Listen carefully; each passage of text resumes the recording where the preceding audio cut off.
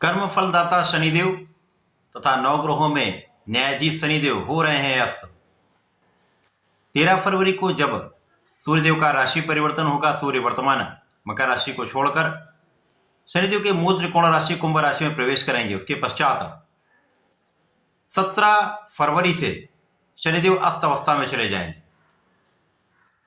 जब भी कोई ग्रह अस्त अवस्था में होता तो उसके कार्यकत्व के भाव में निर्बलता आ जाती।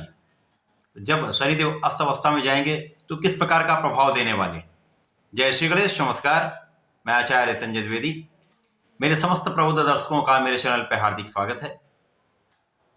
आज मैं शनिदेव के अस्त अवस्था में जाने पर किस प्रकार का प्रभाव प्राप्त होने वाला है, किन भाव में निर्बलता आ सकती है, उसका क्या उपाय है जिससे आप इस अस्त अवस्था के काल में भी एक अच्छा लाभ प्राप्त कर पाए, संपूर्ण विश्लेषण लेकर मैं आपके सम्मुख उपस्थित हूं। अब चूंकि नवग्रहों में कर्म फलदाता शनिदेव है, जो कर्मों के अनुसार ही फल की प्राप्ति कराते हैं, न्याय के देवता हैं। शनिदेव को प्रसन्न रखने के लिए अथवा इस अस्त अवस्था में भी अच्छा लाभ लेने के लिए प्रत्येक व्यक्ति को अपने कार्य को निष्ठा से करना चाहिए, अपने पूर्ण परिश्रम से अपने कार्य को संपादित करना चाहिए, किसी कार्य को टालने से बचना चाहिए तथा आज का काम आज करना चाहिए। साथ ही साथ कभी किसी के साथ अन्याय ना करें, किसी को सताएं नहीं, तो किसी भी समय में कोई भी नकारात्मक प्रभाव आपको प्राप्त नहीं होगा। आज मैं तुला राशि के लिए, जो शनिदेव की उच्च राशि है, शनिदेव के इस अस्त अवस्था का क्या प्रभाव मिलने वाला है, कौन सा भाव प्रबल होगा, कहां कितना लाभ ले पाएंगे, क्या समस्या होगी, उसका क्या निराकरण है, संपूर्ण विश्लेषण मैं पूर्ण तर्क के साथ करने जा रहा हूं। प्रिय दर्शकों, ये राशिफल आपके चंद्र राशि पर आधारित है, अर्थात आपकी जन्म कुंडली में यदि 7 नंबर में चंद्रमा है तो आपकी तुला राशि है। तुला राशि के स्वामी शुक्राचार्य है। शुक्राचार्य और शनिदेव का आपसी संबंध अति मित्र का है। निश्चित रूप से अत्यंत प्रभावी समय, जहां पर शनिदेव अत्यंत प्रबल अवस्था में तुला राशि के लिए पंचम भाव में गोचर कर रहे हैं, जो अत्यंत श्रेष्ठ प्रभाव प्राप्त हो रहा है। अब जब सूर्य का प्रभाव आपके पंचम भाव में होगा तो सूर्य तो आत्मबल के कारक हैं, पिता के कारक हैं, राजतंत्र के, शासन तंत्र के कारक हैं। शनिदेव का प्रभाव अत्यंत श्रेष्ठ होता है। राजा है, राजा के समान ही इनका कर्तव्य है, राजा के समान ही उत्तरदायित्व है।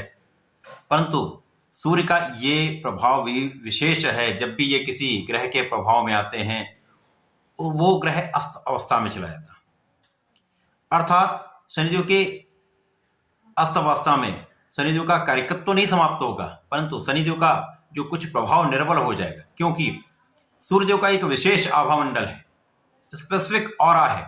इस विशेष आभामंडल के समक्ष किसी भी ग्रह का आभामंडल क्षीण हो जाता है, न्यून हो जाता है, जिसके कारण ये प्रभाव मिलता है। परंतु वो ग्रह अपना संपूर्ण कर्तव्य का निर्वहन अवश्य करता है। अस्त अवस्था का ये अर्थ नहीं वो ग्रह कार्य करना बंद कर देगा। अब यहां पर सूर्य और शनि का जब संयोग बनेगा तो एक न्यायाधीश है शनिदेव, सूर्य राजा है, तो यहां पर कुछ भाव में विशेष प्रगति भी होती है, कुछ विशेष लाभ भी मिलते हैं, क्योंकि यहां पर बहुत आप अनुशासन में होते हैं, बहुत आप क्रियाशील होते हैं, तो यहां पर उसका लाभ भी मिलता है। अब तुला राशि के लिए पंचम भाव में शनिदेव अस्त होंगे, जो कि शिक्षा, ज्ञान, संतान का भाव है, प्रेम का भाव है। अब यहां पर सूर्य के साथ जब इनका प्रभाव होगा तो सूर्य यहां पर लाभ के स्वामी है, तो यहां पर निश्चित रूप से शिक्षा, ज्ञान, संतान से विशेष लाभ तो अवश्य प्राप्त होगा। प्रेम संबंधों के लिए समय बिल्कुल भी श्रेष्ठ नहीं है, आपको बहुत ध्यान देना होगा। यहाँ पर संतान भी अच्छी रहने वाली, संतान से भी आपको लाभ मिलने वाला है। आपके शिक्षा, ज्ञान के भाव में प्रबलता अवश्य आएगी। शिक्षा, ज्ञान में प्रगति भी होगी, प्रतियोगिता परीक्षा में भी आपको सफलता मिलेगी, परंतु यहाँ पर आपको अपना कार्य पूर्ण निष्ठा से करना होगा। यहाँ पर पूर्ण परिश्रम करना होगा, अपना 100% प्रयास करना होगा।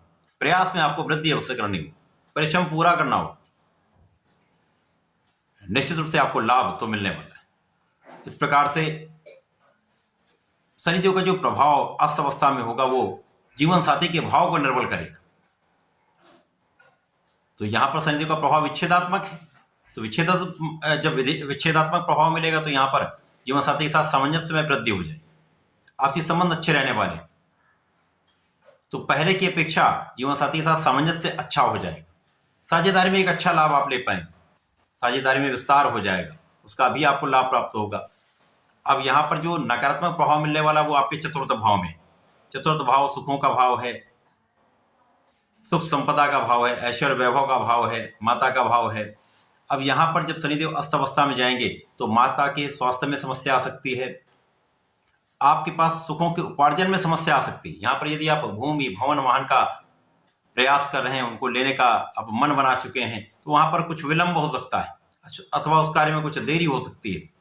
तो यहाँ पर धैर्य रखना होगा, आपको ध्यान देना होगा। धैर्य रखेंगे तो यहाँ पर कोई बहुत बड़ी समस्या नहीं आने वाली। माता के स्वास्थ्य का आपको ध्यान रखना होगा। लोगों, यदि आप राजनीति से संबंध रखते हैं तो यहाँ पर जनता के बीच में आपको जाना होगा, सामाजिक बनना होगा, उनके बीच में उनकी समस्याओं के साथ आपको उनको हल भी करना होगा, क्योंकि यहाँ पर ये भाव अवश्य निर्बल हो रहा, जनता का भाव भी निर्बल हो रहा है। तो यहाँ पर आपको अपने प्रयासों को बढ़ाना होगा, परिश्रम को बढ़ाना होगा। यहाँ पर शनिदेव के अस्त अवस्था में जाने पर कार्यक्षेत्र पर भी प्रभाव पड़ेगा। तो यहाँ पर निश्चित रूप से कार्यक्षेत्र में अपने उच्चाधिकारियों के साथ एक समायोजन में समस्या आ सकती है, मतभेद हो सकते हैं, जिसके कारण कार्यक्षेत्र में कुछ उतार चढ़ाव की, कुछ तनाव की स्थिति आ सकती है। उसके कारण आपके धन का भाव कुछ निर्बल हो सकता है, परंतु यहाँ पर धन नहीं आने का कोई योग नहीं।